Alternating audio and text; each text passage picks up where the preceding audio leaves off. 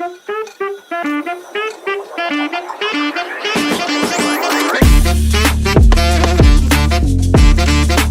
हिंद दोस्तों, वंदे मातरम। स्वागत है आपका अपने YouTube channel science by Ankit Bharti sir, जिसमें हम आपके लिए लेकर के आए हैं 25 days series of science class 10th CBSE board और यूपी बोर्ड के लिए। ये सीरीज आपके एग्जाम बोर्ड के लिए बहुत ही ज़्यादा हेल्पफुल होने वाली है, जिसमें हम आपको साइंस के सारे चैप्टर टॉपिक वाइज कवर कराने वाले हैं। हमारे साइंस में 3 टॉपिक होते हैं, फिजिक्स, केमिस्ट्री, बायोलॉजी, जिसमें केमिस्ट्री के पोर्शन में पहला जो चैप्टर हमारे पास है केमिकल इक्वेशन एंड रिएक्शन। उसमें पहला टॉपिक हम लोग शुरुआत करने जा रहे हैं, जिसका नाम है balancing of chemical equations. Start करते हैं अपना पहला topic, balancing of a chemical equation. पहले देखते हैं इसके होता क्या balancing of a chemical equation. The process of balancing and unbalanced chemical equation called balancing of a chemical equation. देखिए, जब हमारे पास कोई एक केमिकल इक्वेशन होती है, जैसे मैं आपको एक लिख करके दिखाता हूँ,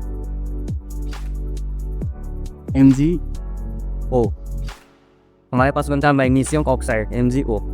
तो इसमें होता है क्या, 2 पोर्शन होते हैं। जो हमारे पास एक लेफ्ट में होता है, इसको बोलते हैं रिएक्टेंट, वैसे बोलते हैं प्रोडक्ट। ये एक्चुअल में बनता है 2MgO। इसका मीन्स क्या है, यहाँ पे जो मैग्नीशियम के एटम है वो ये एक है, यहाँ पे भी ऑक्सीजन का एटम एक है, जबकि हमारे पास जो प्रोडक्ट बन रहा है उसमें जो 2 मॉलिक्यूल ऑफ MgO आए हैं। यानी इसका मतलब क्या, एटम अनइक्वल है दोनों साइड में, रिएक्टेंट में भी और प्रोडक्ट में भी। इसी को बैलेंस करने के लिए जो हम प्रोसेस फॉलो करते हैं उसे ही बोलते हैं balancing of a chemical equation. चलिए इसके एग्जांपल देखते हैं। जैसे हमारे पास एक एग्जांपल है, हाइड्रोजन का रिएक्शन क्लोरीन के साथ में होता है, तो हमारे पास HCl फॉर्म होता है। इसमें ये हमारे पास कैसी रिएक्शन है, एक अनबैलेंस्ड केमिकल इक्वेशन है, अनबैलेंस्ड इक्वेशन है। इसमें होता क्या है, अगर आप इसको देखेंगे तो LHS साइड में, जिसको रिएक्टेंट भी बोला जाता है, LHS भी बोला जाता है, इसमें हाइड्रोजन के दो एटम और क्लोरीन के भी 2 एटम है, जबकि यहाँ पे HCl का केवल एक मॉलिक्यूल बना है, जिसमें हाइड्रोजन का एक और क्लोरीन का 1 एटम है। इसको बैलेंस करने के लिए हमारे पास जो तरीका क्या आप देखते हैं, LH साइड में हम जितने एटम है उनको लिख लेते हैं। हाइड्रोजन 2 है लिख लिया, क्लोरीन 2 हमने लिख लिया। ऐसे ही RHS में हाइड्रोजन 1 था हमने लिख लिया, क्लोरीन 2 थे हमने लिख लिए। फिर उसके बाद में क्या करते हैं, दोनों को बैलेंस करने के लिए दोनों के नंबर इक्वल करते हैं। अगर 2 हाइड्रोजन इधर है तो इधर भी हमको 2 हाइड्रोजन करने हैं। अगर क्लोरीन इधर LHS में 2 है तो क्लोरीन RHS में भी हमें 2 करने हैं। हमने क्या किया, इसके लिए इधर ऑलरेडी 2 थे, तो हमने क्या किया, जो प्रोडक्ट है प्रोडक्ट में 2 से मल्टीप्लाई करा दिया तो 2 हाइड्रोजन हो गए। क्लोरीन में भी 2 से मल्टीप्लाई करा दिया तो क्या हो गया, 2 क्लोरीन हो गए। इसके बाद में जब 2 से मल्टीप्लाई करा दिया, दोनों में 2 हाइड्रोजन 2 क्लोरीन हो गए। तो फर्दर इसी केमिकल इक्वेशन को हम कैसे लिख सकते हैं, ऐसे लिख सकते हैं। और ये हमारी जो केमिकल इक्वेशन होगी, ये बैलेंस्ड केमिकल इक्वेशन होगी। कैसी इक्वेशन होगी, बैलेंस्ड केमिकल इक्वेशन होगी। ये बैलेंस्ड हो गई, जबकि ये कैसी थी, अनबैलेंस्ड थी। इसका एक अदर एग्जांपल भी देखते हैं। हमारे पास सोडियम है और वाटर है, इसका जब रिएक्शन कराएंगे तो हमारे पास sodium hydroxide plus hydrogen gas remove होती है। इसमें भी हमारे पास से वही कॉन्सेप्ट है, हाइड्रोजन यहाँ पे 1 था, हाइड्रोजन यहाँ पे 1 है, बात ठीक है। हाइड्रोजन यहाँ पे 2 थे, यहाँ पे हाइड्रोजन देखेंगे 3 हो गए। डेट मीन्स क्या है, हमें हाइड्रोजन को इक्वल करना है। LHS में देख रहे हैं आप 2 हाइड्रोजन, जबकि RHS में 3 हाइड्रोजन है। फिर देखते हैं ऑक्सीजन, इधर LHS में 1 था, RHS में भी 1 है, ऑक्सीजन भी इक्वल है, ठीक है। तो हम देखते हैं करना क्या है, सारी चीज़ें इक्वल, बस हाइड्रोजन यहाँ पे LHS में डेट में से रिएक्टेंट में 1 है, जबकि प्रोडक्ट में कितने हैं, 3 है। तो अगर हम यहाँ से 1 हाइड्रोजन को कम कर दें तो हमारा क्या हो जाएगा, केमिकल इक्वेशन बैलेंस हो जाएगा। इसका मतलब क्या है, RHS में भी उतने ही एटम हो जाएंगे जितने की LHS में है। इसको करने के लिए कैसे करते हैं, आप देखिए, जो हमारे पास H2 है, H2 को अगर हम हाफ से मल्टीप्लाई करा दें तो इसका मतलब क्या, 1 हाइड्रोजन कम हो जाएगा, 1 हाइड्रोजन कम हो जाएगा और हमारी केमिकल इक्वेशन बैलेंस हो जाएगी। तो इसको हम कैसे लिख सकते हैं, फर्दर Na प्लस H2O का रिएक्शन होगा तो क्या हो जाएगा, NaOH प्लस हाफ H2O, और ये हमारी केमिकल इक्वेशन क्या हो जाएगी, बैलेंस हो जाएगी। ये हमारा होता है पूरा complete chemical balancing of chemical equation. Next हम शुरू करेंगे अपना अगला topic, types of chemical reaction, जिसमें हम combination reaction, decomposition reaction, double displacement reaction, displacement reaction, oxidation and reduction reaction भी कवर करेंगे। और इसमें हम एंडोथर्मिक और एक्सोथर्मिक रिएक्शन को भी कवर करने वाले हैं। 2 टॉपिक और हमारे रहते हैं, रेंसिडिटी एंड कोहेजन, उसको भी कवर करेंगे और हमारा चैप्टर द एंड हो जाएगा। हमारा नेक्स्ट टॉपिक है types of chemical reaction. Types of chemical reaction में पहला जो हमारा टाइप आता है कॉम्बिनेशन रिएक्शन, हिंदी में संयोजन अभिक्रिया। ये जानते हैं होता क्या है, कॉम्बिनेशन रिएक्शन आपको नाम से पता चल रहा है, कोई 2 चीज़ें कंबाइंड हो रहे हैं, वो 2 सब्सटेंस कंबाइंड होते हैं, उसके बाद उनमें प्रोडक्ट मिलता है, उसी को बोलते हैं कॉम्बिनेशन रिएक्शन। आपको इसमें लिखा भी मिलेगा, those reaction in which two or more substance combine to form a single product are called combination reaction. वे रिएक्शन जिसमें दो पदार्थ कंबाइंड होते हैं, दो पदार्थ मिलते हैं और मिलजुल करके केवल और केवल एक सिंगल प्रोडक्ट बनाते हैं, ऐसे रिएक्शन को क्या बोलते हैं? कॉम्बिनेशन रिएक्शन बोलते हैं या संयोजन अभिक्रिया बोलते हैं। एग्जाम्पल में देखते हैं, हाइड्रोजन और क्लोरीन जब कंबाइन होता है तो हाइड्रोक्लोरिक एसिड बनाता है, HCl बनाता है, और इसमें केवल और केवल सिंगल प्रोडक्ट ही बनेगा, ये चीज़ ध्यान रखना है। दूसरा क्या है, यहाँ पर है मैग्नीशियम और ऑक्सीजन की रिएक्शन होता है तो मैग्नीशियम ऑक्साइड बनाता है, इसमें भी हमारा सिंगल प्रोडक्ट यूज होता है। कॉम्बिनेशन रिएक्शन को फर्दर 2 टाइप्स में डिवाइड करते हैं। जब दो रिएक्टेंट्स मिलते हैं तो या तो हीट रिलीज होती है या फिर हीट एब्जॉर्ब होती है। जब हीट रिलीज होती है उसे बोलते हैं एक्सोथर्मिक रिएक्शन, ऊष्माक्षेपी अभिक्रिया। टाइप्स ऑफ कॉम्बिनेशन रिएक्शन में एक्सोथर्मिक रिएक्शन आता है, दूसरा क्या आता है? Endothermic reaction. इसमें क्या होता है? एक्सोथर्मिक में जब दो रिएक्टेंट मिलते हैं और मिल करके नया प्रोडक्ट बनाते हैं तो कुछ हीट रिलीज होती है, उस रिएक्शन को बोलते हैं एक्सोथर्मिक रिएक्शन। एग्जाम्पल के लिए, जब कार्बन ऑक्सीजन से मिलता है तो क्या बनता है? कार्बन डाइऑक्साइड बनता है और हीट भी रिलीज होती है। ऐसे मैग्नीशियम ऑक्साइड जब ऑक्सीजन से मिलता है तो मैग्नीशियम ऑक्साइड बनता है प्लस हीट भी रिलीज होती है। इसको दूसरा क्या आता है? दूसरा type endothermic reaction. Endothermic reaction में क्या होता है? जब दो रिएक्टेंट मिल करके एक सिंगल प्रोडक्ट बनाते हैं लेकिन बनाने के लिए कुछ हीट एब्जॉर्ब करते हैं, ऐसी रिएक्शन क्या बोलते हैं? एंडोथर्मिक रिएक्शन बोलते हैं। एग्जाम्पल के लिए, नाइट्रोजन और ऑक्सीजन के मिलता है तो नाइट्रिक ऑक्साइड बनाता है, इसमें हीट ये एब्जॉर्ब करते हैं, हीट की इनको ज़रूरत होती है, जबकि इस वाले टाइप में हीट क्या होती है? हीट रिलीज होती है। एक चीज़ हमें 2 चीज़ और ध्यान रखना है नोट में, क्या? All combustion reaction are endothermic. Exothermic जितने भी कंबुशन रिएक्शन होते हैं वो क्या होते हैं? एक्सोथर्मिक होते हैं। कोई भी चीज़ अगर दहन करेगी, जलेगी तो उसमें क्या होगी? हीट रिलीज होगी, और हीट रिलीज वाले को क्या बोलते हैं? एक्सोथर्मिक ही बोलते हैं। ऐसे ही जितने भी डिकम्पोजिशन रिएक्शन होती है अर्थात जितनी वियोजन अभिक्रिया होती हैं उन सब में क्या होती है? हीट की आवश्यकता होती है, हीट को एब्जॉर्ब करती है। ऐसी सारी रिएक्शन क्या होती हैं? हमारी एंडोथर्मिक होती हैं। ये 2 चीज़ें हमें ध्यान रखनी है। एंडोथर्मिक और एक्सोथर्मिक को याद रखने के लिए आपको एक्सोथर्मिक के लिए याद रखना है, एक्सो से आप लोग याद करते हैं एग्जिट। एग्जिट मीन्स क्या होता है? निकलना, और थर्मिक मतलब क्या होता है? हीट या एनर्जी।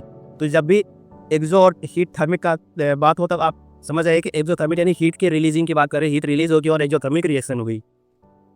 नेक्स्ट हमारा टॉपिक जो होगा डिकम्पोजिशन रिएक्शन होगा। फ्रेंड, हमारा अगला टॉपिक, अगले टाइप का जो केमिकल रिएक्शन हुआ है डिकम्पोजिशन रिएक्शन। डिकम्पोजिशन रिएक्शन को हिंदी में वियोजन अभिक्रिया बोलते हैं। इसमें होता क्या है? नाम से आपका डिकम्पोजिशन, कोई 2 चीज़ें, एक सिंगल चीज़ 2 चीज़ों में डिवाइड हो रही होगी, टूट रही होगी, उसे बोलते हैं डिकम्पोजिशन रिएक्शन। वियोजन अभिक्रिया वियोजित हो रही होगी अर्थात अलग हो रही है, उसे डिकम्पोजिशन अभिक्रिया बोलते हैं।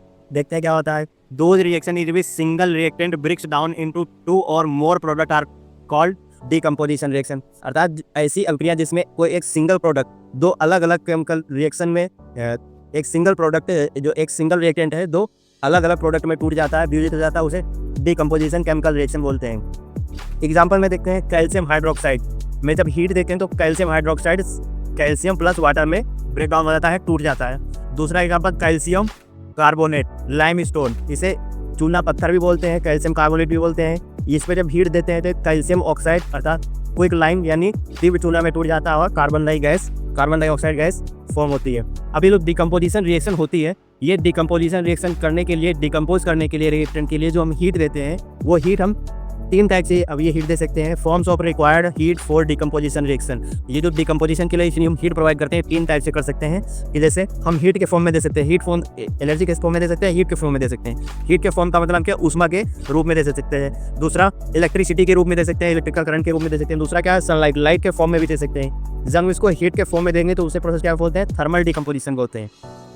अगर हम हीट के फॉर्म में एनर्जी दे रहे हैं डिकम्पोजिशन करने के लिए तो उसे थर्मल डिकम्पोजिशन बोलते हैं।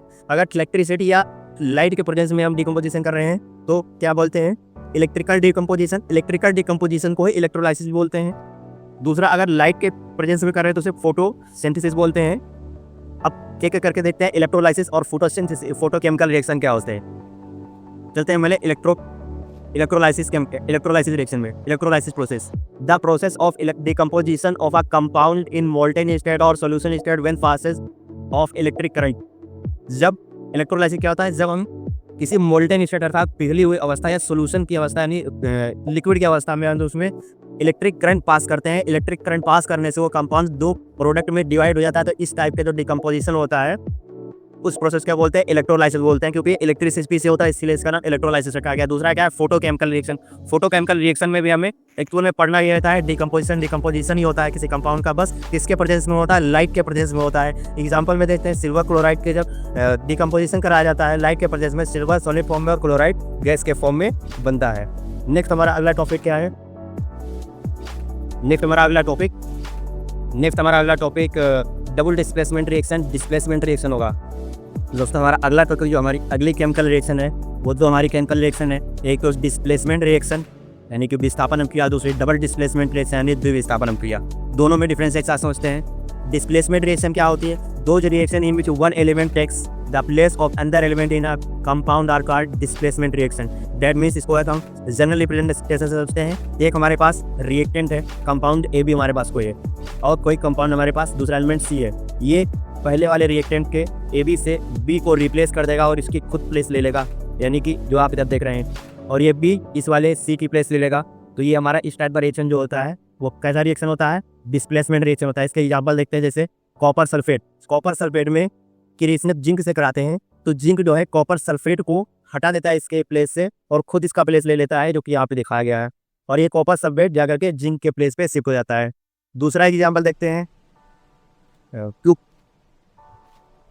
कॉपर क्लोराइड में और प्लस एल्युमिनियम की जब रिएक्शन करते हैं तब क्या होता है, कॉपर को एल्युमिनियम रिप्लेस कर देता है और खुद कॉपर की प्लेस को ले लेता है, और कॉपर जो होता है एल्युमिनियम की प्लेस पे चला जाता है। इस टाइप की रिएक्शन हमारी क्या है, डिस्प्लेसमेंट रिएक्शन में आती है। इसमें से हमको इसे ध्यान रखना है कि कौन किसके प्लेस को हटा सकता है। इसके लिए हमारे पास एक सीरीज होता है, ये रिएक्टिविटी सीरीज को शो करता है। रिएक्टिविटी सीरीज वो होती है जिसमें बताया जाता है कौन सा एलिमेंट किस एलिमेंट से ज़्यादा रिएक्टिव है, किसको हटा सकता है। जैसे हमारे पास पोटेशियम सोडियम से ज़्यादा रिएक्टिव, इसका मतलब क्या है, पोटेशियम सोडियम को हटाने की रिएक्शन से एबिलिटी रखता है। ऐसे ही सोडियम कैल्शियम को कैल्शियम, मैग्नीशियम को हटा सकता है मैग्नीशियम, एल्युमिनियम को हटा सकता है एल्युमिनियम, जिंक को और जिंक, आयरन को आयरन, हाइड्रोजन कॉपर को कॉपर, सिल्वर को और सिल्वर, गोल्ड को हटाने की कैपेबिलिटी रखता है। रेटने की ये एक दूसरे से ज़्यादा रिएक्टिव है, ज़्यादा अभिक्रियाशील है किसी भी अभिक्रिया में। ये हमारा डिस्प्लेसमेंट रिएक्शन होता है। सेम ऐसा ही डबल डिस्प्लेसमेंट रिएक्शन होता है।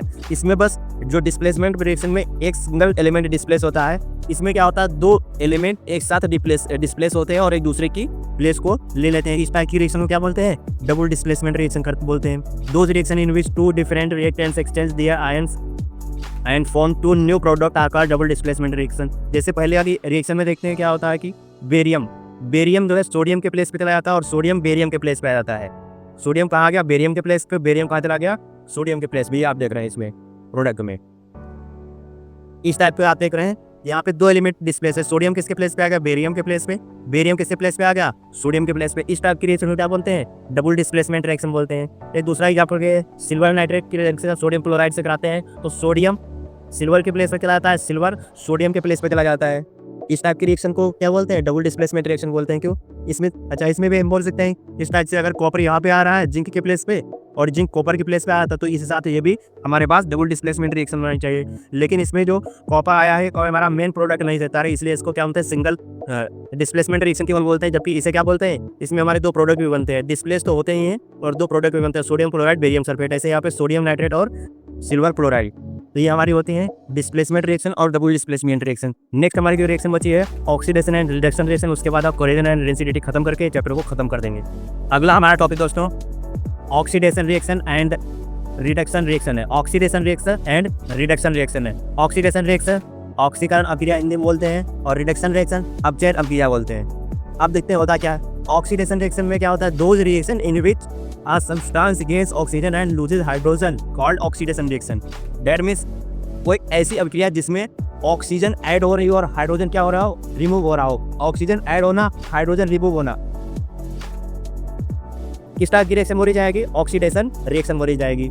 अगर जब इसका किसी रिएक्शन में अपोजिट होता है, उल्टा होता है, जैसे हाइड्रोजन ऐड हो जाए और ऑक्सीजन रिमूव हो जाए, हाइड्रोजन ऐड हो जाए और ऑक्सीजन रिमूव हो जाए, हट जाए, तो उस अभिक्रिया क्या बोलते हैं, रेडॉक्स अभिक्रिया। अगर ये रिएक्शन एक साथ हो रहे हैं तो उस कंडीशन में, अगर दोनों रिएक्शन ऑक्सीडेशन और रिडक्शन एक साथ किसी रिएक्शन में हो रहे हैं तो उस कंडीशन में जो हमारे पास कंप्लीट रिएक्शन होती है उसे रेडॉक्स रिएक्शन बोलते हैं। उसे क्या बोलते हैं, रेडॉक्स रिएक्शन बोला जाता है। रेडॉक्स रिएक्शन में हम ध्यान रखेंगे, रेड मतलब होता है जो टर्म रेडॉक्स आता है, इसमें रेड मीन्स क्या होता है, रिडक्शन, और ऑक्स मीन्स क्या होता है, ऑक्सीडेशन। अब इसका हम एग्जांपल देखते हैं। जैसे जिंक ऑक्साइड की रिएक्शन जब हम कार्बन से कराते हैं तो इसमें ऑक्सीजन हट जाती है और कार्बन के साथ में ऐड हो जाती है, तो addition of oxygen called oxidation. Removal of hydrogen, sorry removal of oxygen कहाँ से रिमूव हो गई, जिंक से रिमूव हो गए। ऐसे ही दूसरे एग्जांपल में देखते हैं, हाइड्रोजन सल्फेट की रिएक्शन जब क्लोरीन से करते हैं तो उसमें क्या होता है, इसमें हमारा हाइड्रोजन क्या हो रहा है, सल्फर से हट जा रहा है, तो देखो रिमूवल ऑफ हाइड्रोजन ऑक्सीडेशन कहा जाएगा। फिर अब Cl में क्या ऐड हो रहा है, हाइड्रोजन सल्फर से हटा है तो Cl में ऐड होगा, तो एडिशन ऑफ हाइड्रोजन क्या बन जाएगा, हमारा रिडक्शन बन जाएगा। तो ये हमारी दो टाइप की रिएक्शन लास्ट टॉपिक में थी, ऑक्सीडेशन एंड रिडक्शन रिएक्शन। एक साथ अगर किसी भी रिएक्शन में अगर दोनों रिएक्शन एक साथ हो रही तो उसे एक साथ क्या बोलेंगे, रिडॉक्स रिएक्शन बोलेंगे। रिडॉक्स रिएक्शन में क्या होता है, red for redox, reduction and ox for oxidation. ये आपके एग्जांपल है। तो इसके लास्ट दो टॉपिक अभी बचे हुए हैं, कोरोजन एंड रेंसिडिटी, उसके बाद ये चैप्टर फिनिश हो जाएगा। फ्रेंड्स अभी हमारे दो टॉपिक जो है रेंसिडिटी एंड कोरोजन। कोरोजन को क्या बोलते हैं, संक्षार में बोलते हैं, रेंसिडिटी को विकृत गंधता बोलते हैं। ये होते क्या है थोड़ा सा समझते हैं। आपने अपने आसपास की ढेर सारी चीज़ों में जैसे आयरन, लोहा, कॉपर, इन सब पे एक लेयर देखी होगी। जैसे कॉपर पे आपने हल्की सी ग्रीन कलर की लेयर देखी होगी, गंदगी जम जाती है। ऐसे ही आयरन में कुछ दिन के बाद जंग लगने लगता है। ये सब होता जो है वो किसकी वजह से होता है, ये सारी चीज़ें हम किस में समझेंगे, कोरोजन में समझेंगे। ऐसे ही जब हमारे पास जो खाने पीने वाली चीज़ें होती हैं उनमें कुछ समय बाद जब हम लगा के रख देते हैं तो उसमें से उसका टेस्ट खराब रहता है, उसमें स्मेल आने लगती है। वो सारी चीज़ें किसकी वजह से होती हैं, रेंसिडिटी की वजह से होती हैं। तो एक करके आके देखते हैं, समझते हैं क्या होता है कोरोजन में होता है क्या, जब हमारे पास कोई हमारे आसपास जो मेटल होता है, कोई प्रोडक्ट होता है, वो एटमॉस्फेयर से मॉइस्चर ले लेता है, ह्यूमिड ले लेता है। ह्यूमिड में एयर होता है, एयर में ऑक्सीजन होता है। ऑक्सीजन जब मेटल के संपर्क में आता है तो फिर वो रस्टिंग करना शुरू होता है। एग्जाम्पल में देखते हैं, रस्टिंग ऑफ आयरन। एग्जाम्पल में आयरन नहीं, लोहा हमारे पास होता है। जब ये लोहा हमारे नॉर्मल एटमॉस्फेयर में रखा होता है तो इसमें एटमॉस्फेयर में जो हमारे पास एयर है उसमें ऑक्सीजन के मॉलिक्यूल्स होते हैं, तो ऑक्सीजन के मॉलिक्यूल से आयरन रिएक्शन कर लेता है और उसमें वाटर में प्रेजेंस होता है एयर में, और वाटर से भी रिएक्शन करता है। तो हमारे पास क्या होता है, रस्ट का फॉर्मेशन होता है। FeO3 XH2O मीन्स क्या है, वाटर के कितने भी मॉलिक्यूल्स हो सकते हैं। ऐसे यहाँ पर 2XH2O मतलब वाटर के कितने भी मॉलिक्यूल्स इसमें जुड़ जाते हैं। तो ये हमारा पूरा कोरोजन का कॉन्सेप्ट है। इसमें होता क्या है, कोई भी मेटल एटमॉस्फेयर से नॉर्मली ऑक्सीजन और वाटर को ले लेता है और एक रिएक्शन करता है जिसपे उसपे जैसे लोहे पे रस्टिंग ऑफ आयरन यानी जंग लग जाना हो जाता है। दूसरा कैसा, रेंसिडिटी में भी सेम ऐसा ही प्रोसेस होता है। जब अपने खाने पीने वाली चीज़ों को कुछ टाइम के लिए उसको रख देते हैं तो उसमें से कुछ टाइम बाद उसका एक तो टेस्ट खराब होता है, दूसरा क्या होता है कुछ उसमें से स्मेल आने लगती है। ये होता इसीलिए है कि एटमॉस्फेयर से ये ह्यूमिड ले लेता है, ऑक्सीजन को ले लेता है, एरियल ऑक्सीजन को ये एक्सेप्ट कर लेता है फैट और ऑयल में, जो कि हमारे थोड़े समय बाद टेस्ट को खराब कर देते हैं और स्मेल को खराब करते हैं। ये प्रोसेस क्या बोला जाता है, रेंसिडिटी बोला जाता है। इसके लिए हमारे पास कुछ प्रिवेंशन है बचाने के लिए इसको।